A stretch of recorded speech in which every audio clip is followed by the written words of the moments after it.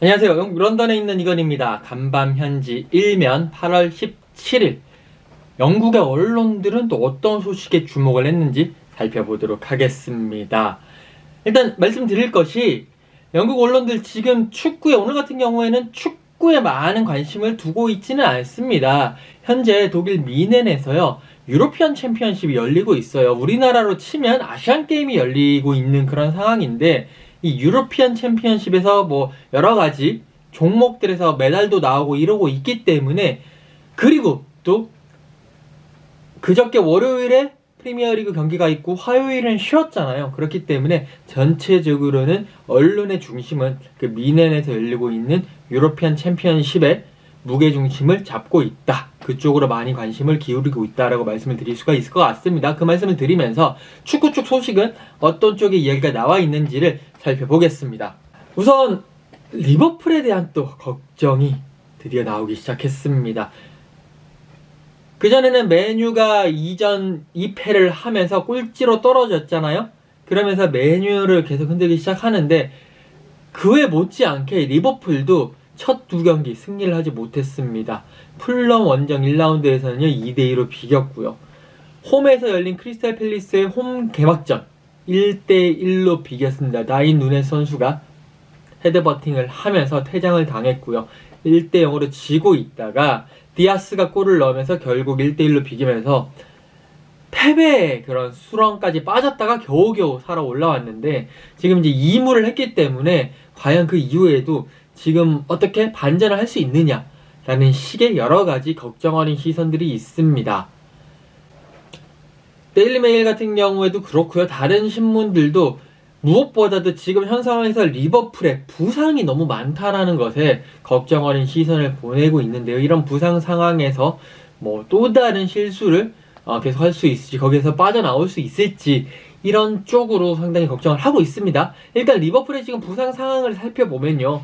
티아고 알칸타라가 경기 도중에 다치면서 다음 달 정도 돼서 복귀를 할 수 있을 것 같고 그 외에도 커티스 존스, 조엘 마팁, 디오고 조타, 켈러허, 피르미누, 옥스, 뭐 코나테, 칼빈 램지 뭐 이런 선수들이 전체적으로 부상을 당한 상태입니다. 그렇기 때문에 상당히 지금 위르겐 클롭 감독 입장에서는 뭔가 주전 선발 라인업도 짜기도 쉽지가 않은 상황이고 여러가지 이제 특히 9월달에는 챔피언스 리그, 조별리그가 시작되기 때문에 주말 주중 이런 경기들이 이제 시작이 되거든요. 그런 상황에서 선수들의 연이은 부상은 큰 부담이 될 수밖에 없습니다. 그리고 또 리버풀이 지금 올 시즌에 평균 주전 선수 평균 나이가 세 번째로 많아요. 웨스트햄이 28세 199일이고 첼시가 28세 171일인데 리버풀이 28세 154일입니다. 뭐 며칠 차이가는 거의 뭐 통계적인 부분이다 보니까 사실 웨스트햄, 첼시, 리버풀, 브라이튼까지 전체적으로 나이가 좀 많은 스쿼드로 구성이 되어 있다라고 보실 수가 있고 이것은 결국에 체력적인 부담이 아무래도 다른 팀들에 비해서 좀 젊은 팀들에 비해서는 빨리 올 수밖에 없다라는 그 의미를 하겠죠. 참고로 아스널이 24세 226일이고 울버햄튼은 25세고 사우스햄튼도 24세 247일입니다. 그러니까 젊은 쪽으로 갔을 때 아스널이 가장 젊고 사우스햄튼, 울버햄튼, 노팅엄 포레스트, 에버튼 이런 팀 순으로 되기 때문에 전체적으로는 그런 물론 축구를 나이로 하는 건 아닙니다만 그래도 나이가 많으면 회복 속도가 좀 더 느려질 수밖에 없고 그게 이제 한 명, 두 명 정도는 모르겠지만 전체적으로 쌓였을 때는 아무래도 체력적인 부담이 경기의 변수가 될 수 있기 때문에 클럽 감독으로서는 이런 부상 관리 그리고 체력 관리까지 해야 되는 상황이 아니겠느냐라고 영국 언론들은 걱정 어린 시선으로 지금 바라보고 있습니다. 자, 그리고 이제 메뉴 얘기를 해야 될 것 같습니다. 데일리 미러 같은 경우에는 메뉴의 호날두 선수가 차를 타고 아마 이 캐링턴 훈련장에서 이제 집으로 돌아가는 길인 것 같은데요. 차를 타고 가면서 엄지척을 이렇게 딱 하는 그런 사진을 내걸었습니다. 그러면서 히터로드 길을 떠나라 로날도라고 이렇게 이야기를 합니다. 그러니까 이제 호날두 필요 없다라는 쪽으로 메뉴가 좀 마음을 굳힌 듯 하다라는 식의 보도를 내보내고 있습니다. 지금 메뉴가요 2패 무득점. 물론 이제 그 한 골을 넣기는 했습니다. 하지만 그것도 그 자책골이었죠.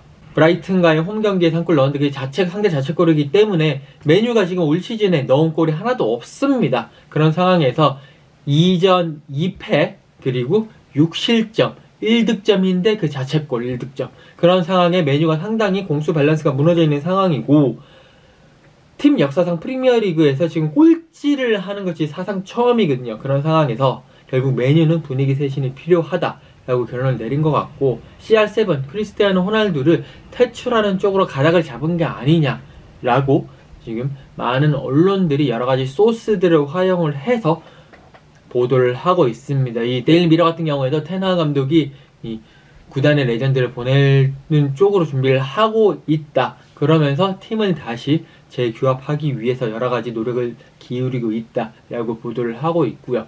영국 언론들 같은 경우에도 팀 재편이 시급하다라고 이야기를 하면서, 특히 이제 어떤 언론들 같은 경우에는 지금 이제 약 한 이적 시장이 한 13일, 2주 정도도 안 남았거든요. 이런 상황에서 메뉴가 팀 재정비를 위해서 데리고 와야 될 선수들이라는 제목으로 여러 선수들을 이미 제안하는 그런 모습도 보여주고 있습니다. 그만큼 지금 메뉴가 상당히 급하고 호날두 퇴출을 기점으로 뭔가 팀을 재편해야 되지 않겠느냐라고 영국 언론들이 계속 이렇게 흔들어대고 있는 그런 상황입니다. 자, 8월 17일자 마지막 이야기는요, 델리 알리 이야기입니다. 오늘 아무래도 지금 축구 경기가 없었기 때문에 조금 축구의 비중이 줄어들었는데, 그런 상황에서도 델리 알리에 대한 영국 언론들의 그런 관심들은 상당히 많다라고 보실 수가 있겠습니다. 델리 알리 선수, 토트넘에서 정말 데스크의 일원으로서 팀의 주축으로 활약을 했죠. 그러면서 잉글랜드 대표팀의 미래로도 불리기도 했고요. 상당히 좋은 모습을 보여줬었습니다. 하지만 조세 무리뉴 감독이 오고 난 이후부터 델리 알리의 하락세가 시작이 됐고요. 계속 그 하락세는 멈춰지지가 않는 모습입니다.